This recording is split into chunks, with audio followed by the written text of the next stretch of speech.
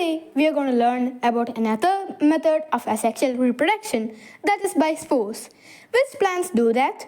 If spores are used for reproduction, who produces spores? Well, there are some simple multicellular plants that have specific organs for reproduction. Let us understand this with the help of an example. Have you ever left a bread packet around for a long time? You do know, right? Bread needs to be consumed within a few days after its manufacture. What will happen if it's not consumed within a specific time period? It will develop a layer of fungus on its surface. The fungus is grayish-white coated-like layer on top of the bread. It's called as bread mold. If you look at this growth through a microscope, you will witness these amazing structures.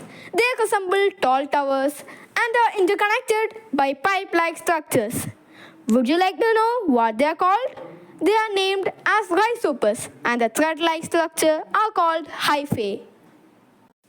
Different parts have different names. The root-like threads or root-like hyphae are known as rhizoids, and the vertical thread-like structures are known as sporangiophores. And the blob-like structures seen on the top are called sporangium, which is the main reproductive organ. Sporangium contains spores, and the walls of this blob are thick enough to protect the spores and thus prevent any damage to them. After a few days, when the blob matures, it bursts and spores are scattered. This is known as the self-dispersal of the spores. Once these spores fall on the surface of the bread, they multiply by mitosis and form a new rhizopus.